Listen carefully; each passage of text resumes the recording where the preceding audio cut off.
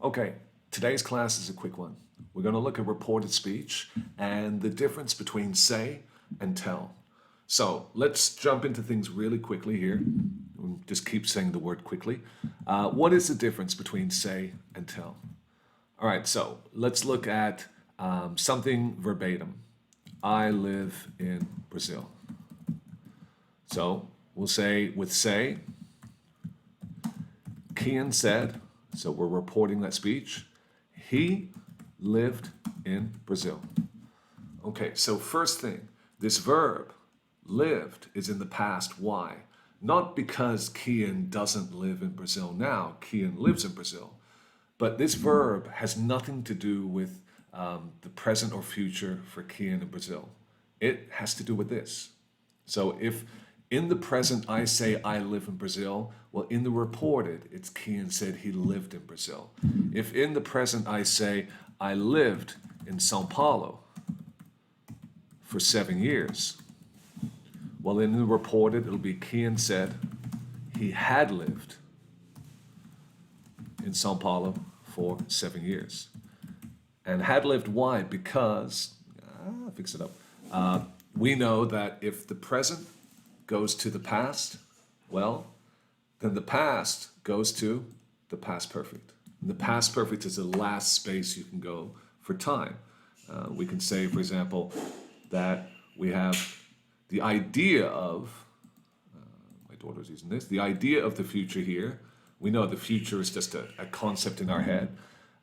Then we have, obviously, the present. One step back from the present is the past.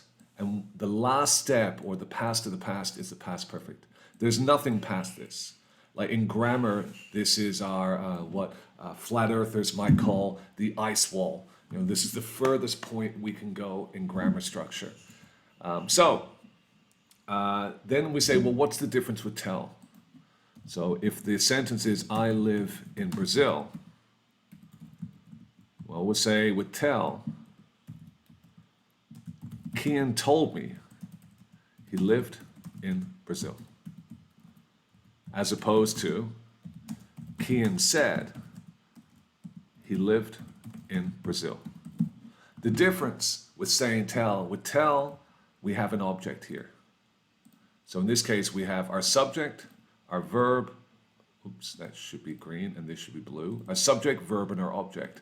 And then kind of this verbatim idea. Here we have only the subject and the verb. Kian said, and then now we go back into subject, verb, object. So our subject, our verb, and our object. So we have 1, 2, 1, 2, 3, 1, 2, 1, 2, 3, 1, 2, 1, 2, 3, just to keep things in a musical context. Whereas with tell, it's 1, 2, 3, 1, 2, 3, 1, 2, 3. So we have subject, verb, object, subject, verb,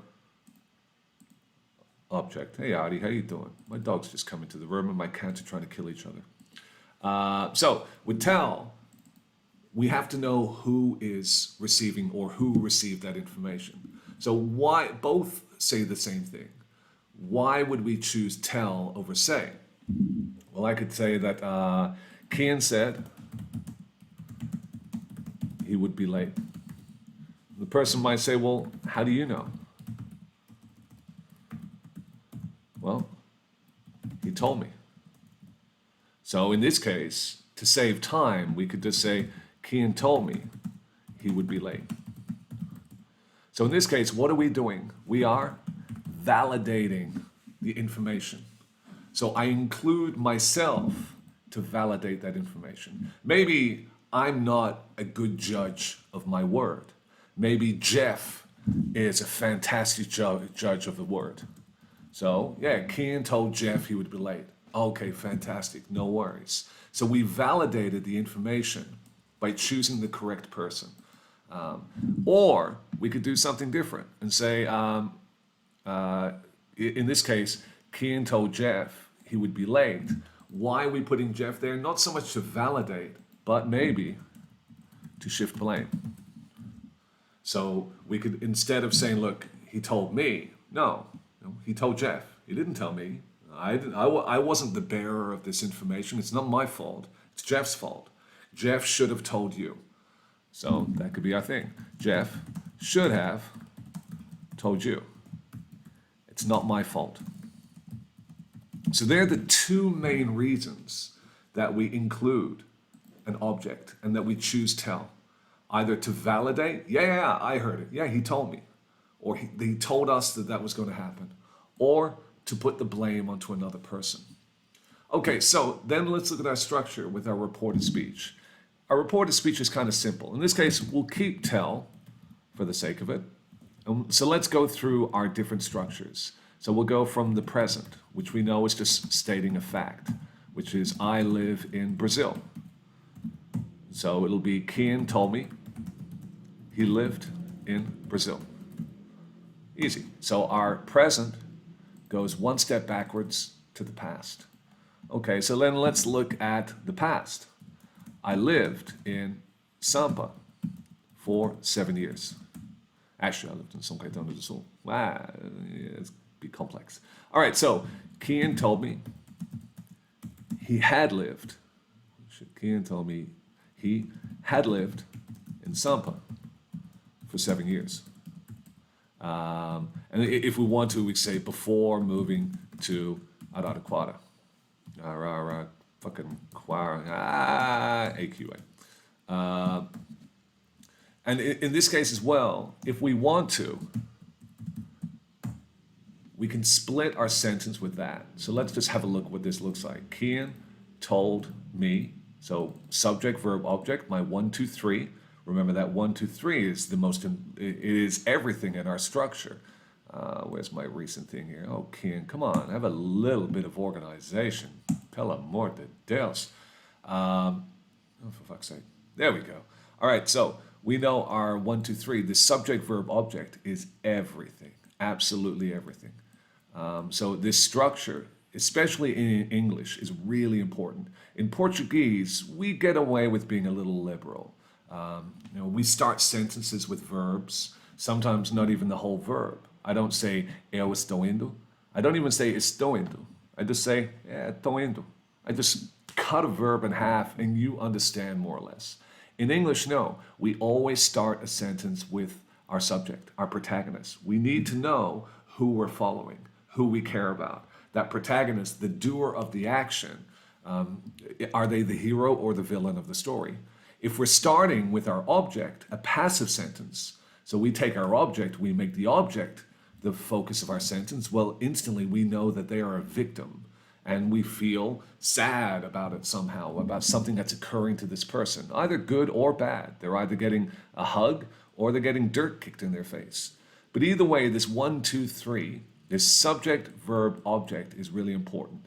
So with tell, we know we do it 2 times. We have, I'll go backwards here, my object, my verb my verb in the past perfect here, and of course, my protagonist, the hero of the story. So Kian told me that he had lived in Sampa for 7 years. If I remove that, well then we have an object and a subject right beside each other. It's not confusing, not at all. But sometimes we want to introduce that so we can break the difference between one sentence and kind of the next idea that follows. It creates better flow, better separation between 2 specific people. One person's an object and the next person's a subject. So again, it's up to you. If you want to use it, you can. Generally in speech, we don't. A lot of the times written, we do, just because it keeps it nice and clean. Okay, so that was the simple past. The simple past went to the past perfect. All right, well, what about the present perfect? Kian has lived in Brazil for 15 years. All right, so Kian told me he had lived in Brazil for 15 years. Once again, the furthest we can go back is the past perfect. So that's it. The past perfect is our ice wall. It's that furthest point in structure. So the present goes to the past. Everything else present perfect, past, all that goes to past perfect. Now, when we get to models, it's a little different. So if I say, for example, well, will is easy. I will travel tomorrow. So Kian told me, he, and so will just becomes would. It's our past. Would travel tomorrow. So it's a past, but it's us expressing the past or us expressing the future in the past. Then we say, for example, I am going to travel tomorrow. So Kian told me he was going to travel tomorrow. So this tomorrow can still be the future. Ainda é esse futuro. But we're changing this structure here, this grammar, not because it is the past, but because we're reporting, because we're quoting another person. So all we're doing, we have to change this structure here just to say that this is something we heard. Forgive me with my unicorn coffee.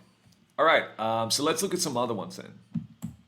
Once we get to like models like should, it gets a little different. For example, I should arrive at 6. So Kian told me he should arrive at 6. We didn't change anything because there's no way we can put should into the past. This verb here, or this model here, we can't transform it anyway. There's nothing else that we can make out of it, so we leave it as it is. The same thing with I had better finish today. So Kian told me he had better finish today. So once we look at models, had better, should, may, might, not all of our models, but a lot of them can't transform into the past, so we leave them as they are. But our time references, so when we look at the simple present, well, that will go to the past. Present perfect will go to the past. What do we do when we say, for example, I had sang in a metal band for years before I started writing fiction. All right, so a past perfect sentence. What's wrong in this fucking sentence? There's nothing wrong in this sentence. Oh shit. All right, there's something wrong in this sentence. I had sung in a metal band. I was just seeing if you were paying attention. I had sung in a metal band for years before I started writing fiction. Okay, past perfect. We have the past perfect here, and of course, a time reference. So the past perfect is always anchored to a time in the past, and we'll look at that in a future class. The only reason we're looking at this is when we say, well, Kian told me he had sung in a metal band before he started writing fiction. Nothing changes. Nothing changes at all because there's no past of the past perfect. That's the furthest we can go back. And when we use the past perfect, we need the simple past as a time reference. Why? Because the time, when we have this before, is the past. Anything where I'm saying, for example, I lived in, or I used to listen to Slayer when I was 7. Anytime we're using this reference of when, or even before or after, it's a time reference. I could say, I have no idea here, and this is the reason we say when in 1988, maybe? No, that would be 1980, oh yeah, 1986, when I moved to Australia. So we can look at time as actually time, or time will become, a sentence somewhere. Where the fuck? Oh, there. There. All right, so the same thing here. When I use past perfect has to be anchored to a time in the past. Once again, we'll look at this in the future class, but the past perfect, if this is me talking to you here in the present, well, the past is here. And the past perfect is always just one event, like the past of the past. It's one event that occurred before some event where we start the story. So, for example, like if I write fiction, where the fuck are my books? Here. When I write fiction, generally, when you write a story, it's always, the story is always in the simple past. So, it's always once upon a time there was a dog who went to the park. Everything's in the past. And so and it's the past moving forwards. Stories are linear. And so anything that happens before that event becomes the past perfect. And usually with past perfect, it's always like one complementary event to help explain something. I call this concept shadows, but it's kind of like this idea of John went to Walmart and bought himself a gun. Then he went to work and murdered everyone. He's very American. And so in this sentence, it's all linear. Well, this little shitty poem here, this little limerick is all linear. There's one event, followed by the next event, followed by the next event, followed by the next event. That's how storytelling works. A, B, C, D, E, F. But we are in Z, and we're just starting backwards. Well, if I want to know before this event to explain it, well, that's when the past perfect comes in. He had been fired the day before. And that's it. So this past perfect is always, usually it's one event that allows me to explain this event in the present. In the past. The present perfect might be, for example, I am tired. Why? Well, I have been working all morning. This present perfect here, it works like a shadow. It helps to explain why you are this way. And once again, this is a difference between verb to do and verb to be. Verb to do is a process. It explains everything. Verb to be is the result of that process. Verb to be is usually not very good because it requires an explanation. If I were just to say, I've been working all morning, I could include you in the sentence and you would say, well, you must be tired. Which is, in some ways, better communication. Why? Because I create space for you to come into my conversation. If I say these two things together, well, I give no space for you. Oh man, I'm tired. I've been working all morning. I give no space for you. But if I just start my sentence with, I've been working all morning. Wow, you must be tired. I allow you to come into that conversation and to be a part of that conversation. Well, past perfect is the same thing. I was tired when I got home. So that's me describing the state, the end result. And then I had been working all day. The past perfect helps to explain why the person is in this state. The reason I call that shadows is because if it's present perfect, we'll say, for example, I am exhausted. So, you're here just tired. And why? Well, I have been working all day. That present perfect becomes my shadow. It explains why I am this way. The same thing for past perfect. I was tired. This is a story I'm telling you about last night. I was exhausted when I got in. Why? Well, I had been working all day. And that explains why I was at state. So that is our shadow. Our shadow helps to explain who we are today in the present. But we're going to have we kind of actually, there's a class on here looking at used to that looked at shadows and explained this concept. All right, so just to quickly refresh here. When we're looking at our reported speech, everything is just going one step backwards. So with our models, no, everything will stay the same. But once we look at, for example, I am going to travel, Kian told me he was going to travel. Or Kian said he was going to travel.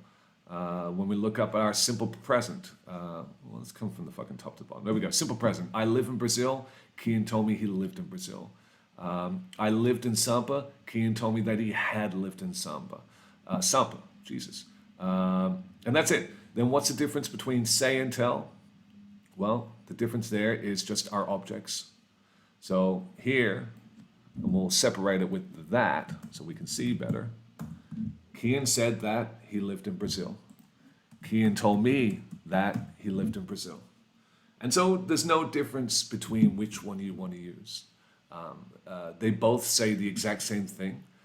They both do the exact same thing, but when you want to validate, then you use an object. You can still use tell if you don't want to validate. There's no difference. But it is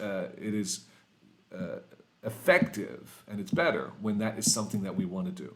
That this information, we want to know, well, who told you? Oh, he told me. Okay, fantastic. And that's it. Yeah, all right, that's that class. As always, love the people who love you. Everyone else is just a piece of shit. I'm going to go hang out with my kids and play some computer games and watch some fail videos because it's a Sunday. All right, guys. Yeah, I'll see you in the next video. I don't know what it is or when it'll be, but that's it.